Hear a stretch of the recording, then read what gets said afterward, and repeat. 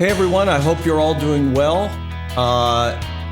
Today I wanted to bring something up that probably would be considered rather controversial, so I am going to try to be a bit cryptic, a bit selective with my words on purpose, just to ensure that nothing on this platform happens.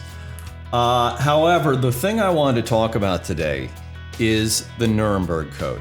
Now, I hope you've heard about the Nuremberg Code. I'm not going to go into a whole history of what that is, but essentially the Nuremberg Code came about at the end of World War II when it was realized that the Nazis had actually done medical experiments on a lot of the prisoners. Incredibly inhumane stuff, and you can go do your own research on that.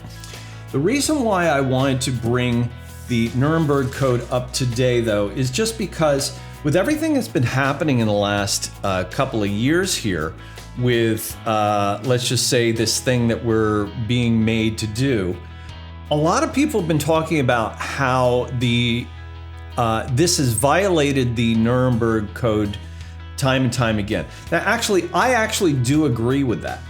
And just from the simple standpoint of this being coercion, I feel that a lot of people were coerced and threatened, and basically it comes down to the idea of, like, for example, a lot of people have been told, well, if you don't get this, and hopefully you know what this is, if you don't get this, well, you're going to lose your job or your child can't come to school. And so that kind of violates this whole idea of informed consent, and you can't coerce somebody into taking any sort of medical procedure.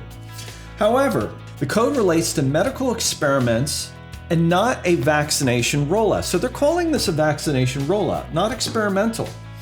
And COVID-19 vaccines are not considered as experimental because they have received the appropriate national approvals after testing. Is that true?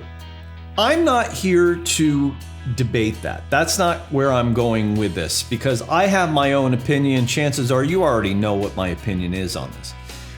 But the reason why I brought this up today is because I just found out in the last 24 hours, they just made it to where law enforcement officers, they're mandating now that law enforcement officers have to get a second booster. So we're talking 4 shots in total here. I don't exactly agree with that, and I think a lot of law enforcement or anybody who's put into a situation such as the law enforcement officers, they kind of feel like they have no choice. And the reason why is because you have responsibilities. You might have a family. And so therefore you'd be like, oh my gosh, what am I going to do? Well, I guess I'm just going to have to do this, and so be it, whatever happens, happens. My pushback on that is, let's understand that, choices have consequences. And hopefully in this particular case, the consequences that come from this are, let's just say, mild at best.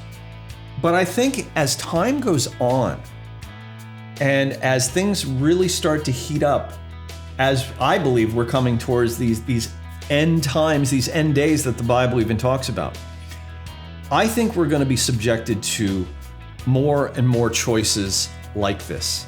God gave all of us a brain, and we should all be using this brain for what I call, or what others people call, critical thinking. You observe what happens around you. You use logic.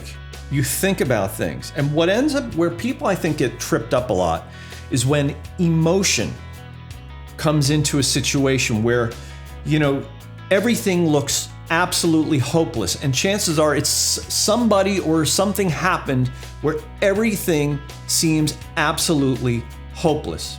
But when these things actually happen to you, who do you put your faith in? Is it man or is it God? And that's my challenge to you today.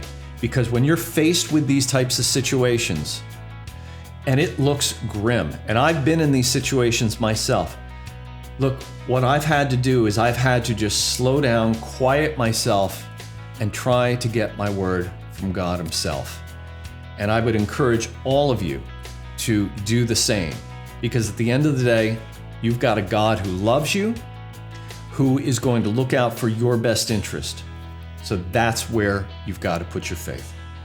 Thanks again for listening. I hope you enjoyed this one, and like and subscribe. I appreciate it.